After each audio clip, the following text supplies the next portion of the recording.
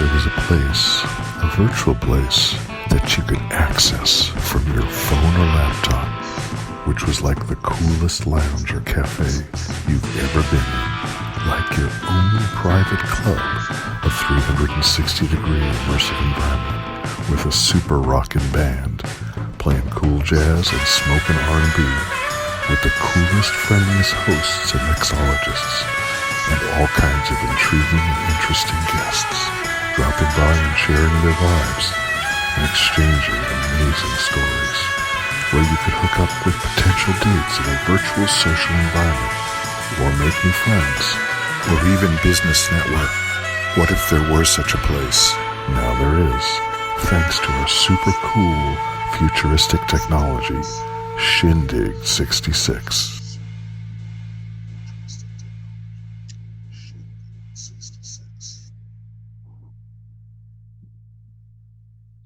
Nice. I like that.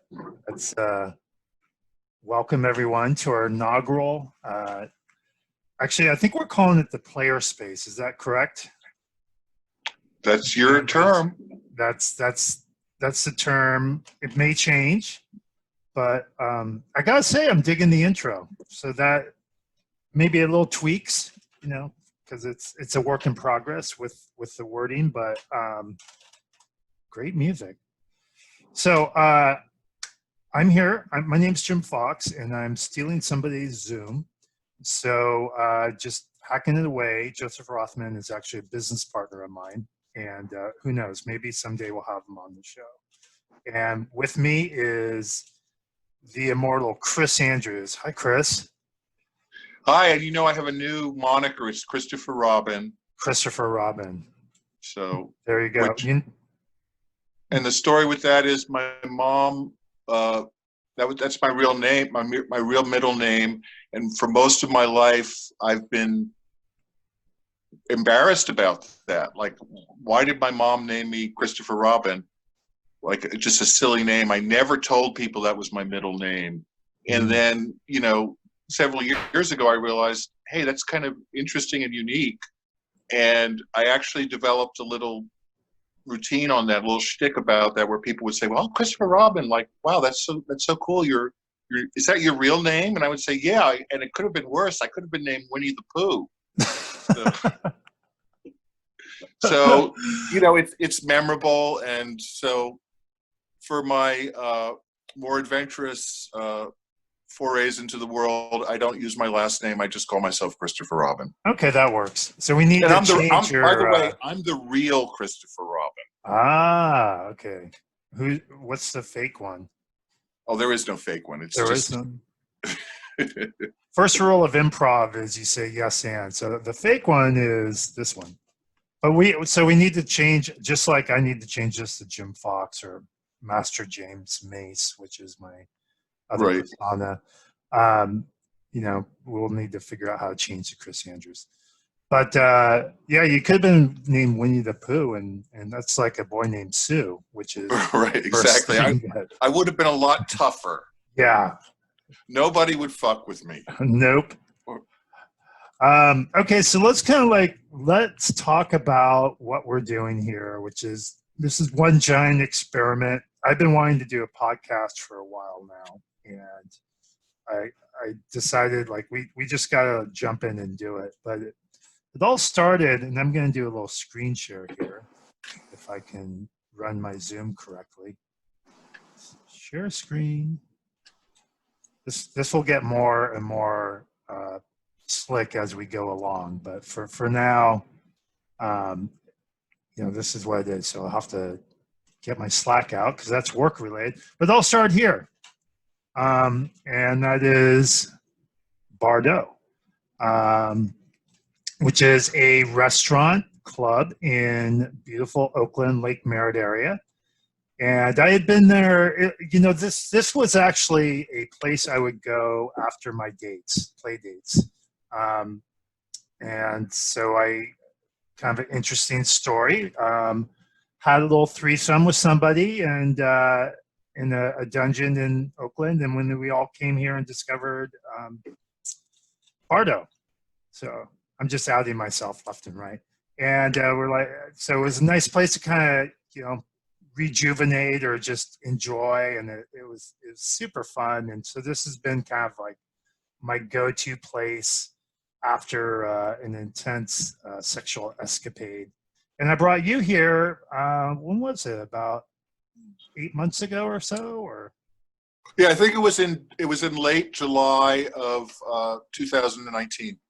There you go. And you know what? I mean, let's just kind of talk this out. What happened there? We were chatting.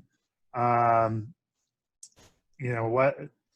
Why don't you put in your words what exactly took place? Well, I mean, just a little bit of context. I had been separated from my ex for about 3 months. She had left the country, and so I was on my own, crying in my beer at home. Oh, woe is me. I'm never going to meet anyone. The world has ended. My marriage is over. And you said, let's go out. There's some cool places to hang out in Oakland. Let's go out. And I just remember, I vividly remember the first time I walked into Bardo with you. I was like, holy shit, there are places like this in the world? Like, where have I been before where I haven't seen this? And I mean, just right away, I mean, the atmosphere of that place is so cool, like just instantly. And I think I'm someone who's really sensitive to, environmental, coolness. And I was like, right away, I was like, this place is a place I want to hang out in. And they were having a wine night there, like it was a special wine tasting thing.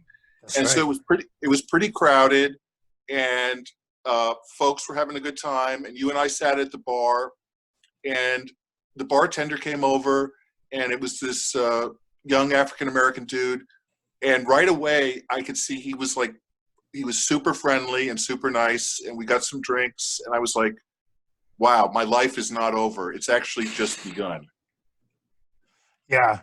And then, so shortly after that, I mean, you were working with some, I guess, for lack of a better word, dating coaches uh, yeah, I mean, people kind of the mentors, I guess. You had turned me on to some people. I've done kind of like a lot of my own research throughout the years and in pursuing my lifestyle, which has been pretty undercover until, well, it's been undercover for 20, 30 years, which is actually part of the fun in some ways because, you know, if it feels a little bit dirty, then it makes it all the more fun. Absolutely. But The dirtier, the better. the dirtier, the better. But then we, being kind of children of before the internet and .com and all the tools, and actually our formative years, kind of going to clubs, hanging out, having people like Hugh Hefner and Andy Warhol being a kind of inspirations for us, I guess, or cultural icons that we thought, wow, man, they're really doing life right. And we both kind of pursued, I guess, the straight and narrow path the best we could, right? So, and here we are. We've gone through all these different technologies throughout the years, and I was part of my career, a big little chunk of my career was actually in the magazine industry. It was actually tech magazines, so we were covering technology, but it was quite lucrative at the time. But I think I was telling you at the time that, I really missed putting together a magazine because you had a creative project that would go for a month. I was sales guy, director, would get all the advertising in, but you had your editorial people, you had the publisher, which is really the sales people, and you would all work on this project. And then at the end, you'd get as much sales in you can, get the content, you get the articles, as we called them at the time. And, and a lot of times in in technology magazines, working for Ziff Davis and some of these other guys, I mean, they hired very, very good writers, very, very good writers. And there was a complete kind of separation of church and state with the editorial and the sales. So sales could not really affect the editorial at all, which obviously as a salesperson, you want to kind of make more money, but at the same time, I had to respect that. And so we all got together and collaborated, and every month you would have this finished creative project, which was the magazine. And, I think you kind of picked up on that, me kind of musing about that those days. And we started talking about Player, right? Yeah, I think the other piece that what the other way we kind of led into the magazine thing was we were talking about how you market lifestyle and hanging out at Bardo and hanging out in other places in Oakland and San Francisco. I began to see that there were these really cool places that you could go to and, have a drink and have something to eat and see some beautiful women and some cool looking guys and meet new people and all this stuff. But it was all kind of disconnected. There was no overall connection between all these places. And I think the other thing about Bardo that's really, really important to think about is it's not really a bar. It's not really a restaurant. It's this new thing which we call a lounge. It's like there's a kind of a relaxed atmosphere there that it's a place that's kind of in the middle. It's also the other thing that distinguishes it is it's not a nightclub where the music is like super loud and you can't talk to people because the music is so loud. And when we were looking at the sort of dating culture that's sprung up, and again, even that culture is a little bit underground, the sort of seduction dating culture and all this dating coaching and stuff.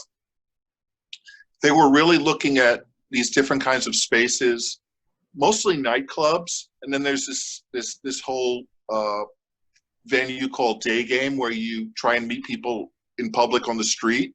But this place of the lounge, which also reminded me of something that both Hefner and Warhol had kind of these venues they had operated in. Hefner in the Playboy clubs and the Playboy Mansion, right? Those were sort of his two innovations.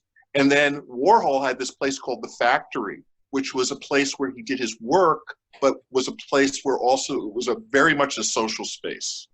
And I thought, well, why don't we have spaces like that? And then I realized, like, as much as we were looking to find a space like that to hang out in, and we had, in effect, in Bardo found that kind of place, like, why couldn't we be a part of actually creating a space like that so we could be in control and bring all of our creativity and resources to making those kinds of spaces? So I think that, and then, we came up with this idea of let's have a party at Bardo. And then the logical extension of that became like, let's have that party be the launch of our magazine. Right. And I think we came up with this idea of Player magazine, and it's Player with an exclamation point at the end of it. And the idea behind that name is really severalfold. One is it's a little bit of a twist on Playboy, but it's also a twist. It's like a kind of a Confederate flag, N-word, swastika kind of turnaround, where Player is really a term that is kind of a derogatory term. It's a term that's used to refer to a guy who manipulates women. And we said, well, let's turn that around. Player can also be looked at in terms of like the gaming community, or this idea that life itself can be viewed as a game. And let's appropriate that term in a positive way, where everybody can be a player, not just guys picking up women and using them, but women can also be players. We can all be players. It's a question of, do we have control over our lives and the ability to fashion our lives in the way that we want to? Yeah, absolutely. And I kind of come from a space of, both the BDSM underground, so to speak, where you actually have play dates, and you play with people. And then also the acting, way back when I used to do a bit of acting, mostly children's theater, scary enough. But again, you're basically playing. You're putting on plays, and I do think life is really is just kind of a game. I mean, there's certainly game theory, but it's a much easier way to go about life. And I was coming at from a space where I have a beautiful home in San Francisco. I'm very lucky to live here in Hayes Valley, which is until the lockdown here was a very nice neighborhood. It's still a nice neighborhood, but everything's good. Everything's changing, but we'll kind of get into that. But I wanted a space where I could go separate, and it kind of reminds me of black box theaters, which if anyone has ever done any kind of acting has probably been in a black box theater at one point in their life, where you have just kind of a space where you can really be creative and make mistakes. I've wanted my own dungeon for a long time. And a place where I can kind of go and play records or music and be creative, because I'm a very much kind of a out there, throw spaghetti at the wall, be creative, do a bunch of tinkering different things, and really interesting ideas come from that. Interesting stuff comes from doing that, and I wanted that kind of space. So I think that was where we started to meld. So let me here's the actual one of the kind of flyers you did, which I think is fun. Just trying to put images there that capture the vibe, I guess, that we're going for. And this is all your work. I love the little spiral thing here, the hypno spiral, that kind of that actually comes that actually I don't. Probably nobody remembers this, and this is something we'll probably touch base on, is how the early 1960s, the mid 1960s especially, I would say, 64 through 68, was this actually incredible time in American culture when all of these things kind of came together. There was this tremendous sense of freedom and, like, let it all hang out. That was a big expression back then. Like, where we actually believed for a brief moment in American history that, like, we were really going to, live the principles of the Declaration of Independence, where we were going to have sexual freedom and, freedom of being able to move around in the world, of ethnic and, gender kind of boundaries being erased. And of course, we know that didn't last very long. We had some terrible things happen in the 60s, the assassinations, obviously, the kind of repression that came through the Reagan era and stuff. But this was just something I wanted to touch on, kind of as a touchstone of a ideal time, of a time that we all believed that we could actually have all our dreams could come true. right. And I'd like to, obviously things have changed and we've come to a reality, especially today, which is quite different than that. But that spiral image is from a show called The Time Tunnel, which probably nobody remembers, but it was this 60s show where at the beginning they would kind of have this kind of spiral, which would be obviously kinetic, it would be moving. And the idea was you could actually travel back in time or forward in time to actually alter the events of history in a positive way. And so that's part of what's happening in that image. We have all these really important figures from that time, obviously from Hugh Hefner to Charo, all different kinds of folks, and this idea that we actually still have the ability to transform history and make a difference in the world. Yep. The time tunnel, that's interesting. I never knew that, and that's the kind of thing I love about creating this kind of space where we can get together and actually share ideas and knowledge and talk about these kind of things. A kind of salon environment, and I really, really miss that. So I'm going to pull up one more here. Whoops, not that. Here we go. And this is, you've done quite a bit of work on kind of, here's the cover, although I think you've changed it a little bit. But there's a few icons here that, again, when I talk about player space, I'd say it's a mashup of Hugh Hefner and Andy Warhol.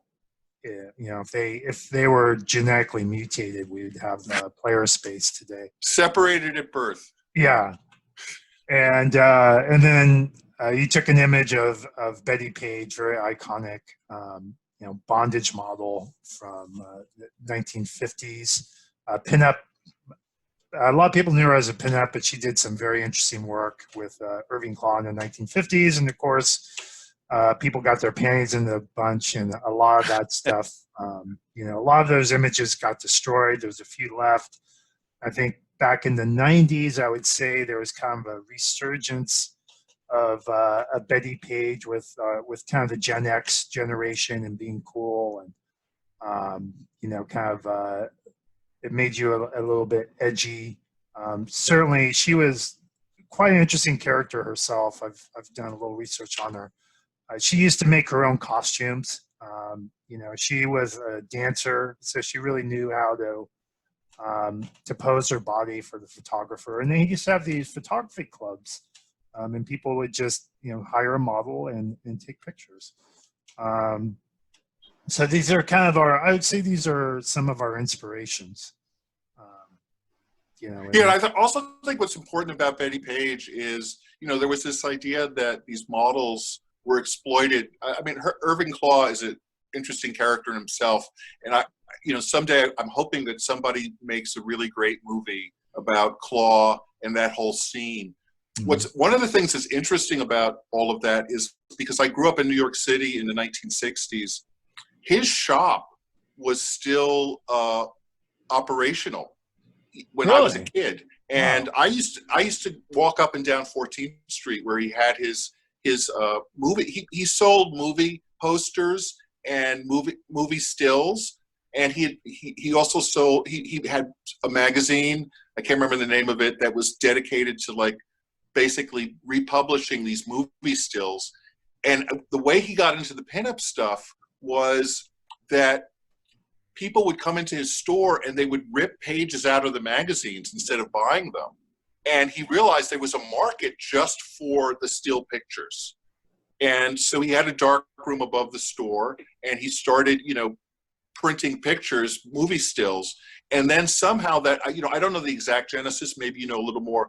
Somehow that led into the whole bondage scene, which was, I don't think Betty Page herself was really into bondage, but she just was exploiting a market that was untapped, which was people wanted pictures of women tied up or tying each other up or doing all kinds of stuff, simulating. I don't think she was actually engaged in the bondage. I think she just saw it as a market, and she was open to it, which is actually kind of incredible that a woman in the 1940s and 1950s would kind of say, hey, I can take advantage of this. So she was not exploited. Even though she wasn't necessarily into that stuff, she was doing it because it addressed a market that she was open to. Yeah, she was, you know, I think who knows what the real story is, and unfortunately she's passed away. But I know at one point she kind of found religion and really, you know, turned her back on that. Her image was such an iconic image, and a lot of people would throw it on T-shirts and other places. And so I do think she was exploited in the sense that, you know, a lot of people made money off of her image, and she never saw a dime for it. Later on, very late in life, I think actually Hugh Hefner came back into her life. Somebody connected her with Hugh Hefner, and he helped her with doing some legal work with wrangling some of the copyright stuff back and actually seeing some money from it. But it is an interesting story, you know, because basically conservatism, McCarthyism, and everything else just really, you know, what they were doing, they were so afraid. A lot of these images got destroyed, and then people like Betty were ostracized, which is very unfortunate. You know, and so, and then it kind of comes back around, you know, whereas it becomes very culturally accepted. You know, it's very much to this day, it's a look that is really recognized, I think, everywhere. So it's interesting how it comes about, and I hope the people who are kind of doing the edgy stuff today, you know, don't have a similar backlash experience. Okay, so I wanted to, this is fun. You've done a lot of work on this, and I just kind of scroll through here because we don't have time to read it. There's Chris. And there's one section I really wanted to get to, which Yeah, I is, also just want to say, like, you talk about this as being work, Jim, but Mhm. like for me, this is not work. This is play. Okay. I'm having so much fun. I have never viewed anything that we've done together, including me putting together all these images and writing all this stuff, as any kind of work. This is Right. not work. And I think part of the idea of this lifestyle idea is that we actually figure out a lifestyle where what other people call work is actually play for us. Yeah. We're actually having a good time. I get up in the morning. I can't wait to like attack this. This is not work for me. This is play. I mean, I want to actually, in some weird way, I want it to become work in the sense that I actually get paid for it. That's the goal for us all. And yeah, but I agree. I mean, this is super fun. It's, I've been telling lots of people, and the ways we're actually going to make money off of this, is it's kind of like TBD. We both agree. But I think, I do believe we're on to something, and it's fun. I mean, originally we were thinking a collectible magazine, but that's all kind of changing. And, as we go along, and especially with the environment we're in today, which I think we're going to get into that in the next podcast we do more. I didn't want to really, everyone knows we're in COVID right now. This is right. Recorded on May 19th, 2020. So there might be light at the end of the tunnel, but it's going to be a different world for sure, no matter what. But I did want to focus a little bit on this because this is my fun. This is, creativity, and I can't draw, even though I have a little sketchbook I use as my journal. But do you want to talk about this little cartoon a bit? Yeah, I can't see it, so I'm not sure what we're looking at. It's your kitty. Okay. Okay. So, so, one of the iconic things about Playboy magazine is obviously the Playboy bunny. And the art director at Playboy came up with this idea. I'm not sure. It was probably Hefner's idea, the idea of the bunny, which was a kind of a sexual symbol. Obviously, the bunny, like we think of bunnies as having lots of sex. Also, what's super interesting to me about the bunny image in Hefner is that it's ambiguous in terms of gender. There was the bunny that was kind of the icon of the magazine and was often put on the cover, which was in a tuxedo and was implied to be a man. And that at the same time, he dressed up all these waitresses at the Playboy Club in this Playboy bunny costume, and it was clear they were very clearly women. Their breasts and butts were very, ostentatiously displayed. They were wearing the equivalent of a corset with the actual Playboy bunny costume itself. So I love the idea that he kind of played with this gender identity right from the beginning. Although he didn't overtly talk about it, if you look at that stuff, it's pretty clear he's playing with that gender identity thing. Yeah. And I think Hefner is really underappreciated in that sense. I mean, look, I don't agree with every aspect of his lifestyle, although I do believe largely what he was doing was consensual. So I don't have a problem with it, but it's not necessarily a lifestyle I aspire towards. But at the same time, I think he's really underappreciated in terms of how he contributed to and supported women's rights and feminism, at the same time being really a highly sexual guy. And I think, I would actually I think there's some women who can speak to that more directly than I can, because I think that's something that's really underappreciated about Hefner. But we basically wanted to play with this idea of the bunny and come up with an image that actually had that same kind of power to it. So it's kind of the pussycat. Is it a boy? Is it a girl? Is it aggressive? Is it sexual? And again, it's just the idea of the cat sort of being a playful figure, and at the same time, a kind of a sexual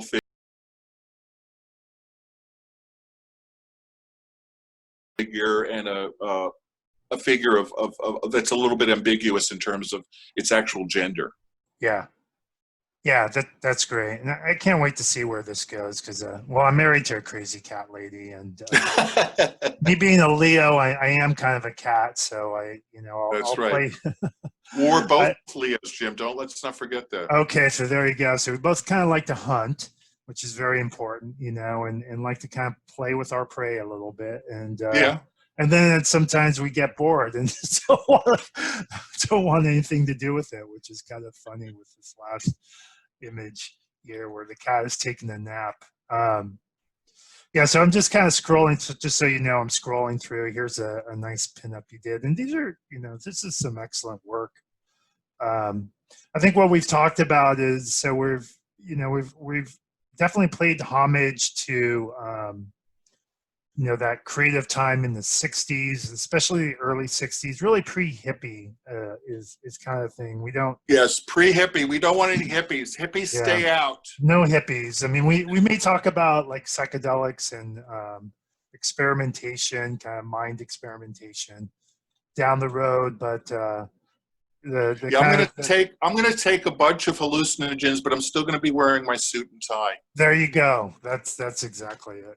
And so that's kind of a good segue into the other things that we want to talk about, where this is going, and some of the passions like coffee. I think we both have a passion for coffee, and you introduced me on one of our forays before everything changed to an expert, just an absolute expert in coffee. And, within 20 minutes conversation, I knew more about coffee and the roasting process and, the kind of markup, the business process than I ever did before. And then things like, BDSM, which is, again, I've outing myself, but I've been into it since I was discovery at 14, started playing at 19, and it's been a huge passion throughout my life, and something that's just fun, and the power exchange and creative and everything else, and part of my personal lifestyle. You are a architect by training, and when we chatted right before this, you were going to tell me why you hate architecture at this moment. Oh, well, that's I wouldn't say hate. It's a love-hate relationship, of course. Yeah, I was trained as an architect and urban designer, and pretty much over the last decade, I've sort of become much more interested in how architecture has the power to affect the way people behave socially, and how I think largely because we live more in a virtual world than we used to. That kind of physical aspect of the environment has been a little bit lost. And, on one hand, we could grieve about loss, but I think the interesting thing about loss is it also creates tremendous opportunity. So I think right now in the world, what's really fascinating is what's happened as people have retreated into their virtual worlds and their sort of inner sanctums of their rooms and their houses out of absolute, biological and health necessity. Folks have realized more and more how precious those social spaces are. And I do believe when we're released from the prisons of our homes in the next couple of months, I hope, folks are going to be so eager to go back and revitalize and rebuild those kind of social spaces, the streets, the lounges, all of those places. The ones that can survive this are going to be jumping and hopping. Of course, we have lots of obstacles to overcome in terms of that, but I choose to remain optimistic about it. Those of us who survive this, we're going to have an incredible life. Yeah, and it's and that's kind of we're starting to talk about the future and where we're going with this whole thing. But our next segment, we want to talk about how do you live now in this new paradigm? Because when I first went into it, I thought, okay, it'll be about a month, and then we'll come back and hopefully back to normal. But this is going to be an ongoing thing for a while now. And the kind of normal that we knew back in February is going to be is much different than the normal we'll know at least throughout the summer and fall, and quite possibly later on. And the other aspect is that, you know, I was talking to my wife, and she's been doing a lot of research about the Spanish flu, and was talking about the Roaring Twenties, and how she felt like in Europe, at least, the Roaring Twenties was, a lot of it was coming out of a dark period of World War One and the Spanish flu, and people were just like, they were out to party and to have fun. I noticed just yesterday, I was taking a walk and had my mask on, and I kind of noticed how much more important is eye contact these days. You know, it's suddenly the eye contact game is very heightened. I kind of noticed that with Muslim women before. They always have very beautiful eyes, and I think that was a way of kind of evolutionary, or just, you know, working with what you got to make you much more interesting. But it's kind of it's fascinating. I just had that little realization yesterday. If you're walking around wearing a mask, yet you still want to somehow connect with people, which I think a lot of people do. There are introverts, a lot of introverts in the world, obviously, that rather not, but people like you and I, and you know, I think even to some extent, introverts like to get out every now and then. You know, we really like connection and real-time connection. And, you know, so how does that play out is what we're going to be talking about in future episodes. How's that going to play out in the future? You know, both the immediate future, next couple of months, and the future after this. So I think that's kind of a good place to stop. Do you have any parting thoughts? No, I think this is a great start, sort of our origin story, so to speak. I know you have a little bit of a background in the comic industry, and I love the superhero frame. That's a really important frame for me as well, because I grew up, you know, part of my own origin story, so to speak, growing up in New York in the early 1960s, is tied to actually comic books and superheroes. And that's you know, here we have our origin story, you know, how we became super players, part of the super player, you know, Avenger team. And, you know, I'm happy to go into more detail about that later on, about my own connections, the time I met Stan Lee and all of that stuff. So, like, you know, we're connected to this. This is our origin story. And, you know, it's in some ways often, I make an argument that the origin story is often the most interesting part of any comic book. Yeah. Because it's that story of transformation. Yeah. How do you go from being the guy who just got separated or divorced, sitting at home, like I said, crying in my beer, to this guy who's like out there in the world having fun and helping other people have fun? Yeah. That's my superpower. I want to help people have fun. Yeah. Yeah. That's interesting. So my just so people know, I'm an entrepreneurial tech guy. My background in comics was actually putting together a platform for buying, selling, and trading comics digitally. And I wanted to create kind of a digital, collectible digital.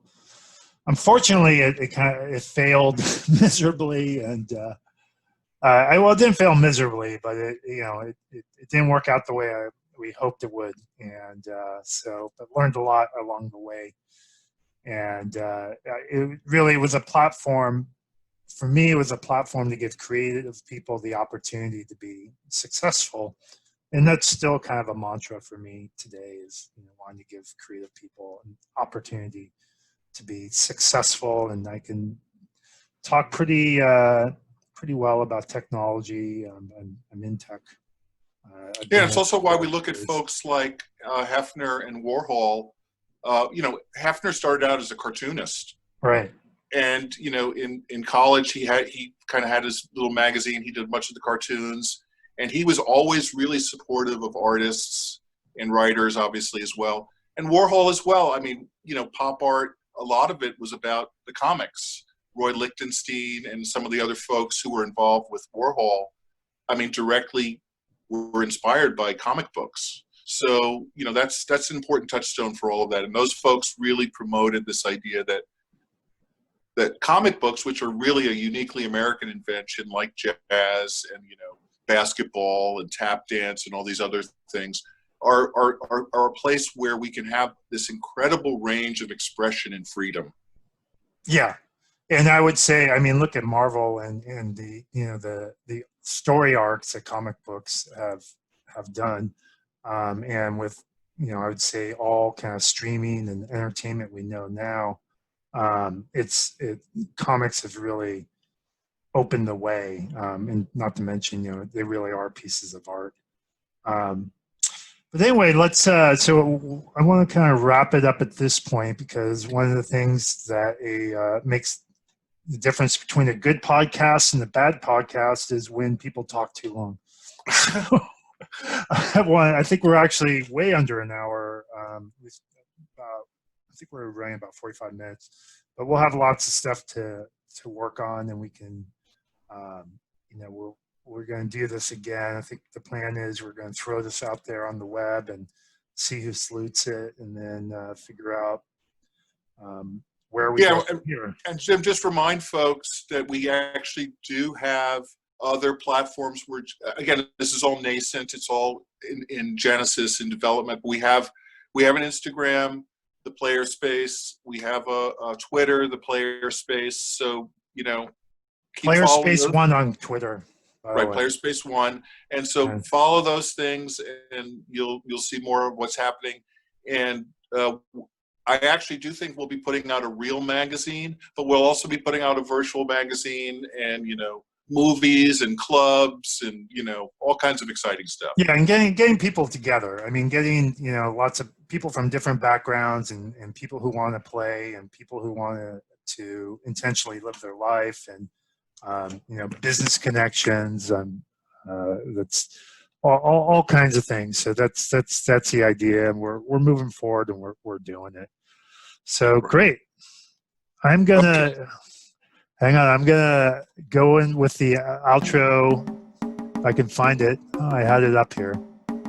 And by the way, the Playboy Mansion is for sale, and I'm actually going to put a bid on it. Are you? Yeah. What if there was a place, a virtual place, that you could access? Something from up your here would be phone better, or but laptop, that's an idea. which was like the coolest lounge. This was or fun, cafe Chris. Thanks. you've Oh, ever yeah. been I love this. Like Jim. your Thanks so Yeah. much. private It's club, inspiring. a 360-degree immersive environment with a super rockin' Just getting all band, this started. playing cool My jazz pleasure. and smoking R&B, All right, I'm going to with the stop coolest, recording friendliest right about hosts and now. mixologists, and all kinds of intriguing and interesting guests dropping by and sharing their vibes and exchanging amazing stories, where you could hook up with potential dates in a virtual social environment, or make new friends, or even business network. What if there were such a place? Now there is, thanks to our super cool futuristic technology, Shindig 66.